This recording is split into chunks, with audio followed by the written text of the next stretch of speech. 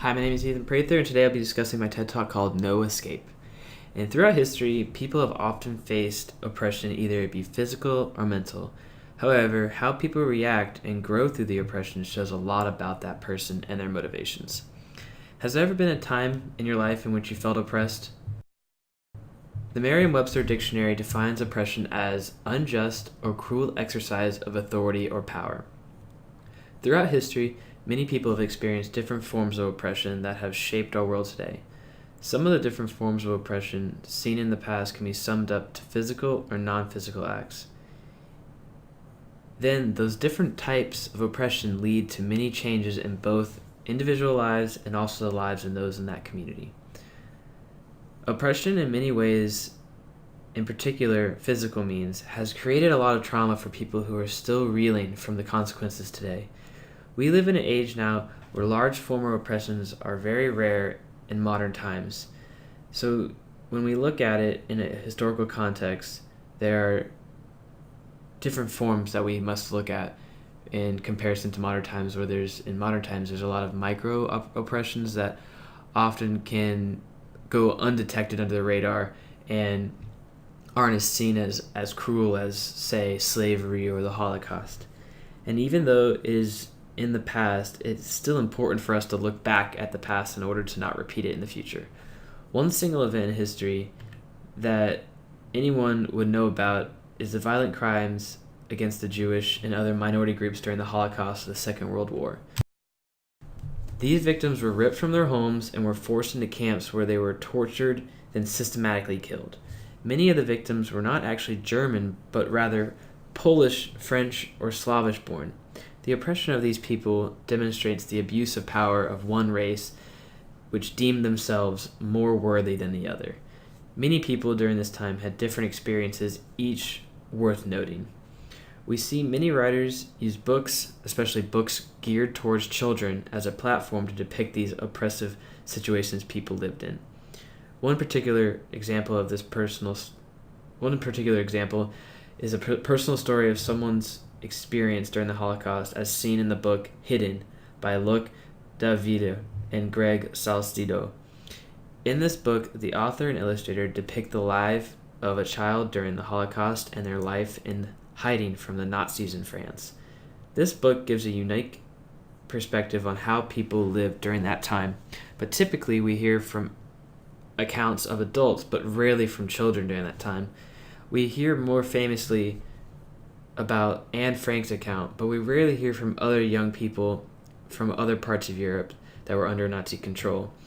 Whereas Anne Frank was in a Polish neighborhood, whereas you don't hear as many accounts from French or Slavic children.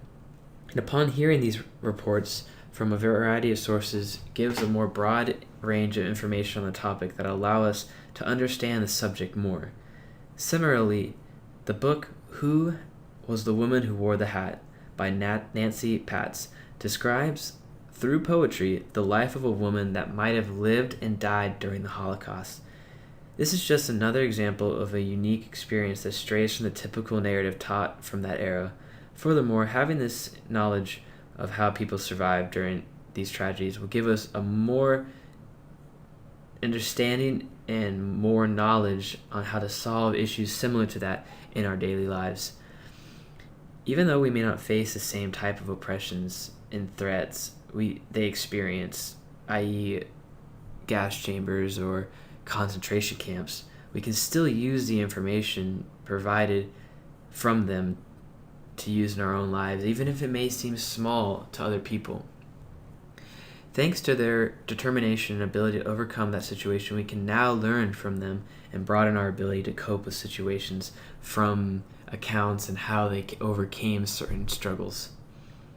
One of the biggest forms of oppression still discussed and debated today is the concept of slavery. Slavery can date back to as soon as agriculture was created and was a result of economic surplus, since people could rather buy slaves than do the work themselves. Being from the 21st century puts me in an interesting place, since the old idea of slavery does not exist in our culture today. In the American culture, slaves were brought over from Africa to use on the southern plantations, and the slaves experienced many hardships throughout their time there, traveling to the Americas and also on the plantations. As demonstrated in the book Unspoken by Henry Cole, slaves were willing to do whatever it took to escape their sometimes brutal masters. In this book, there were no written words, but the message behind this was that no one was to speak if they were trying to escape, so that they would not be heard. Moreover, this book gives a good sense of hope to the reader because it demonstrates the liberation of these enslaved people and that there is a way to help them, rather than just reading about them, keeping silent while reading this book and just looking at the pictures and the images. We can now have a deepened understanding of how we can help them by, if we just sit back and be quiet and help them silently, they will then be liberated.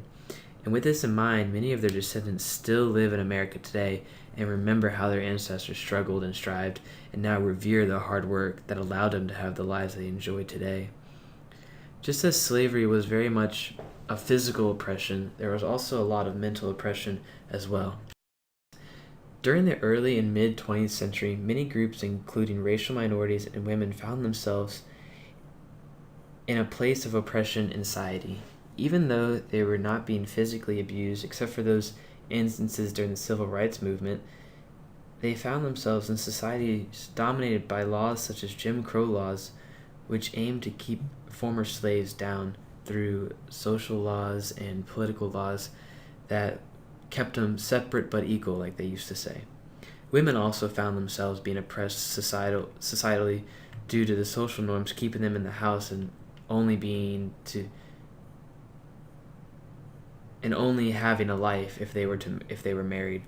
It is not until war broke out that women were needed to fill the shoes men left behind, and this paved a way for women to earn more rights in society. For instance, in the book Amelia and Eleanor Go for a Ride by Pam Moons Ryan, illustrates two prominent females participating in flight, which at the time was a male-only field, like other fields during that time as well, not just aviation. This demonstration showed that women just as easily could participate in male-dominated fields, and while the flight itself was impressive, it was also symbolic for women breaking the societal chains and creating a new foothold for themselves in society. So when looking at different ways people were oppressed throughout history, we need to keep in mind that we should not look at their accomplishments, but also how their accomplishments, we should also keep in mind that we should not only keep looking at their accomplishments, but also look at their accomplishments and how those shape the lives we live today. By reading these books, we can possibly get a new understanding of the unique positions these people in the stories were in, and it possibly could grow and deepen our respect and admiration for those people. And by having these books, we can learn more, and knowledge of these topics will then help us understand the situations they were in, rather than just reading about them and being a historical event. If we have them in these picture books, it gives us an image of what it looked like, and it could almost make us feel more empathetic towards them and how hard their lives must have been, and how we don't just simply acknowledge the fact that they escaped from oppression, but focus on how we can learn from how they persevered through those tough times. Thank you.